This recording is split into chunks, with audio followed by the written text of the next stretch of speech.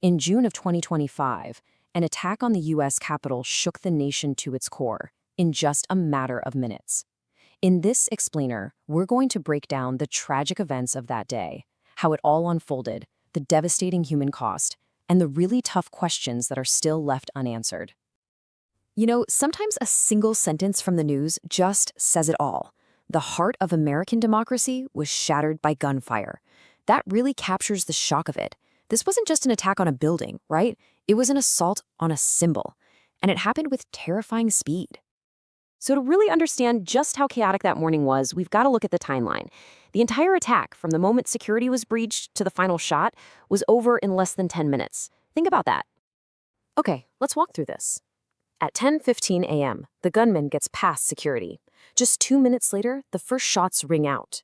By 10:19, Capitol Police are in a full-on firefight. And by 10:22 a.m., only 7 minutes after it all began, it was over. But in that tiny window of time, 3 people were killed. The speed of it all is just chilling. But, you know, beyond the timeline and all the headlines, there's the real story, the profound human tragedy. 3 lives were cut short, and it's so important that we remember exactly who they were. Sergeant Marcus Green, he was a 12-year veteran on the force. Officer Leah Rivera was a former Marine who'd been serving for 3 years. And Daniel Park was a civilian staffer, just doing his job inside the halls of government. These weren't just statistics. They were people serving their country. And this right here, this quote from Officer Rivera's spouse, it's just heartbreaking. It shows that her decision to join the force was a direct response to a previous crisis at the Capitol. She saw what happened on January 6th and said, "This is where I'm needed." What a powerful testament to her sense of duty. So, as the country was still trying to process this grief, a debate, a really familiar, really deep debate, just exploded almost overnight. The political lines were drawn almost instantly. On one side, you had lawmakers and activists demanding stricter gun laws, asking that heartbreaking question, how many more people have to die? And on the other side, the conversation immediately shifted to mental health and the need for stronger security, with people arguing that guns weren't the root cause of the problem.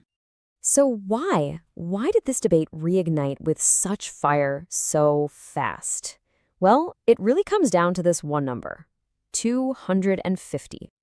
250. That's because this attack marked the 250th mass shooting in the United States in 2025 alone. So you see, this wasn't some random, isolated event. It was a horrible, grim milestone in this long, persistent cycle of violence.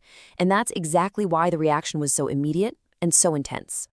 And all of this, the attack, the loss, the debate, it all leads to this huge, lingering question. So, what happens now? Well, the first most immediate answer was all about security.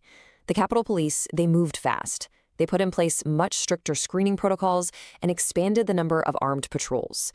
It was a very direct response, designed to make sure a breach like that could never happen again. But that move immediately raised a really tough question, one that critics were quick to point out. Is the answer to turn a symbol of open democracy into a fortress? Or is that just a reaction driven by fear, one that treats the symptom but not the long-term underlying problem? And that's really where we have to end it, with the question that's still hanging in the air for everyone. Will this awful tragedy finally be a turning point, a catalyst for real, lasting change? Or is it doomed to become just another heartbreaking headline in America's endless cycle of gun violence? That is the question the nation is left to answer.